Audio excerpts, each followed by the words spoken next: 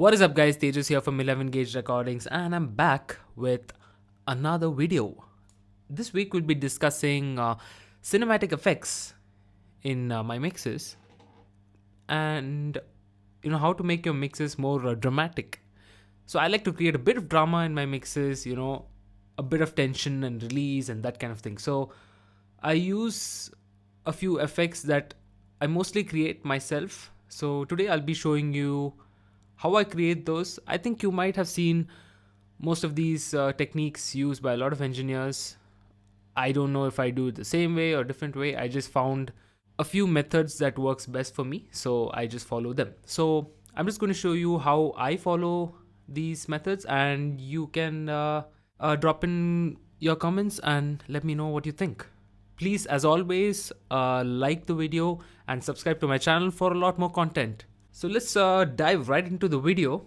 So this week I'll be playing a part of the song called Resilience of my upcoming EP.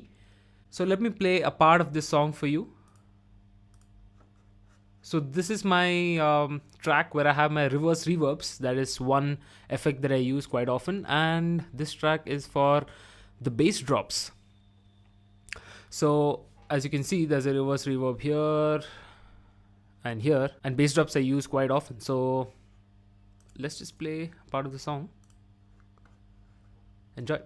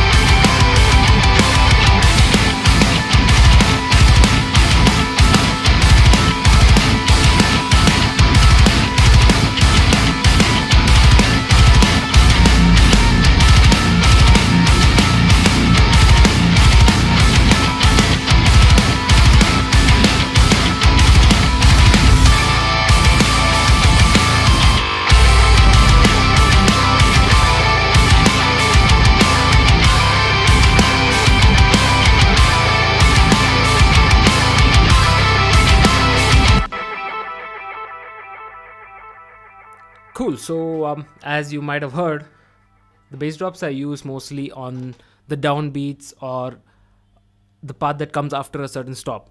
So I use that quite often, and reverse reverbs are where just to create a little bit of tension before a break comes in.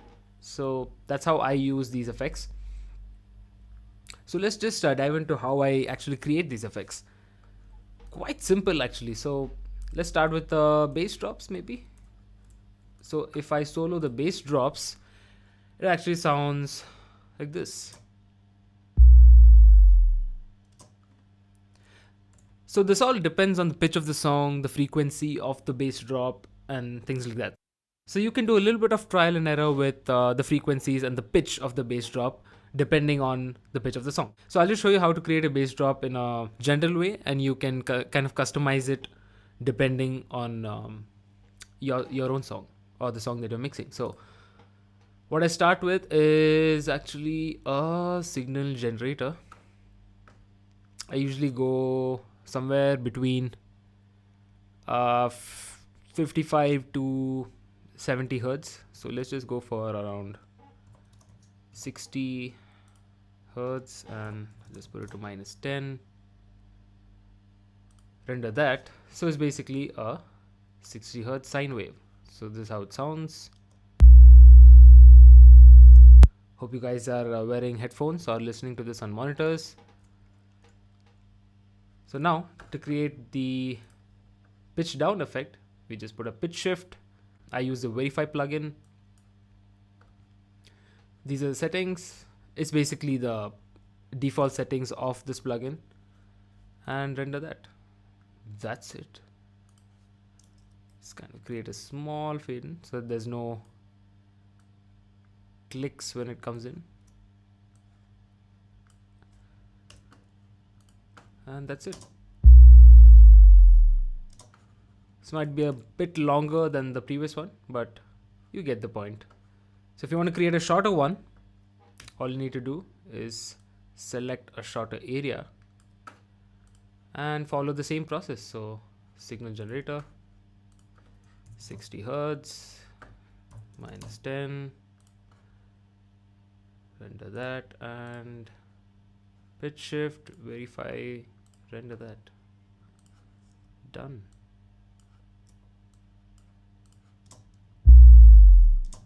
So depending on the part of the song that you're placing the bass drop in and the pitch of the song, you can customize your own bass drop in this way. So that's about it for bass drops. Let me just play this small part of the song for you, and you can actually see what the bass drop is actually doing for the song. So some sort of this, and here we go.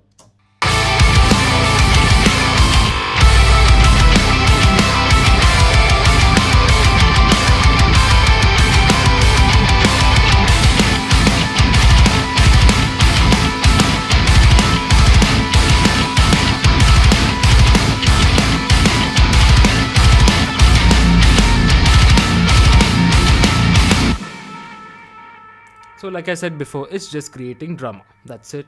That's all it's doing. So I create these usually at the end of the mixing process. So once I'm happy with the overall general mix of the song itself, I then get into these kind of things, because these are just, it's for fun. You're just doing for fun. You're just doing it to kind of create drama in the song, and that's about it. That's the only reason you would do these things. Now let's get into the reverse reverb. This is also quite simple. So as you can see, the input of this track is the drums group. So basically, if I click record and record the track, it basically records the drums. So I take part of the drums then and add effects to it, and you guessed it, I reverse it. That's about it. So let's just try that out. I'll just put this on a playlist so that it doesn't go anywhere. Yeah.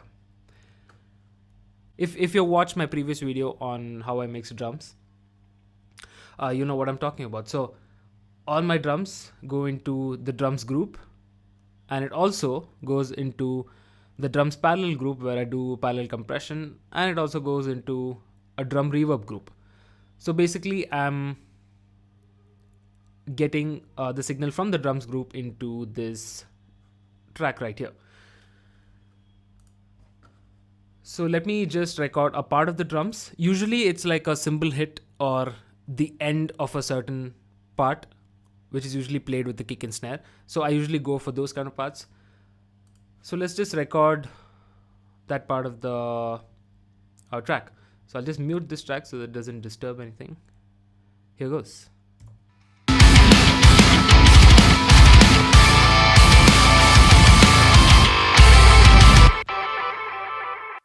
So I don't really need this whole part. All I'm looking for is this part right here. So, okay, let me just play what I actually recorded first.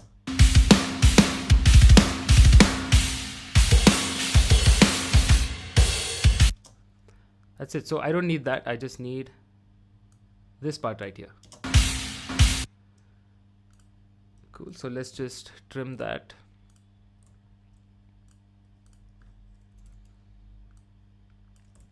And now what we do is we select a little more. All right. We then take any reverb plugin. For me, the plate usually works best for me, but you can choose different types of reverb depending on the tone you're looking for in that effect.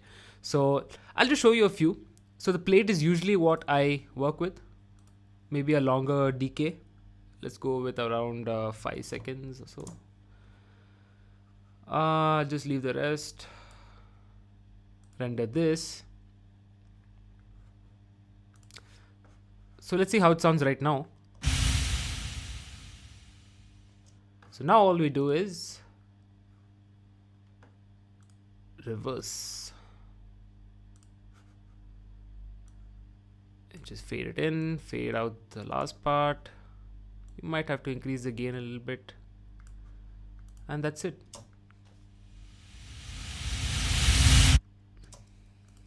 You don't really need the end of this,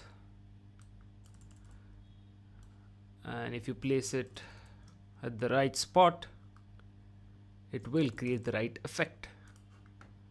So this is how this reverb sounds.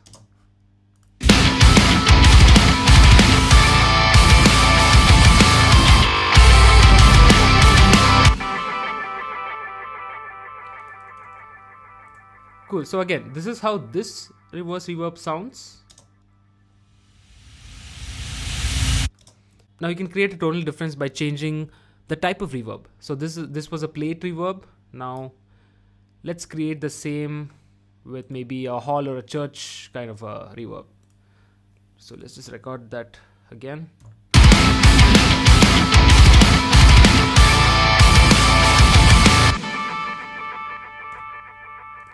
Take that part.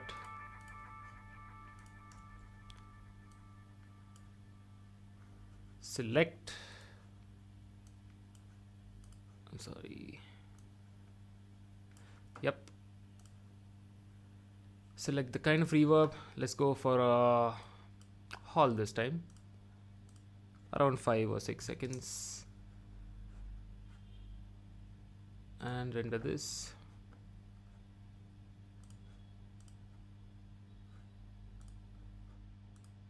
Reverse it. That's about it. Shorten the length a bit.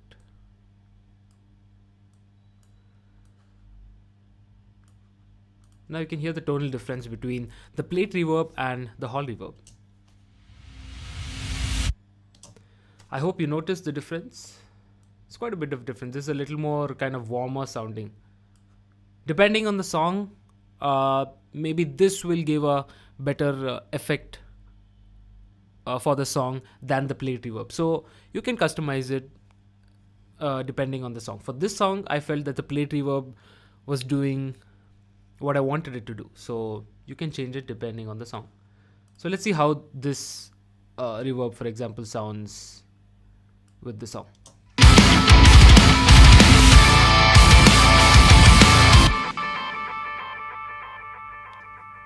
Cool. So that's very subjective.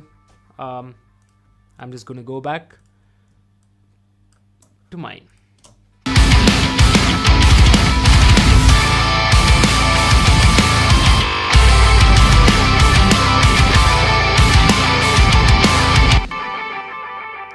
Cool. So that's about it for this video. Thank you so much for watching. Please like and subscribe to the channel if you haven't yet, and keep an eye out for a lot more content. Thank you so much. Cheers and have a great day.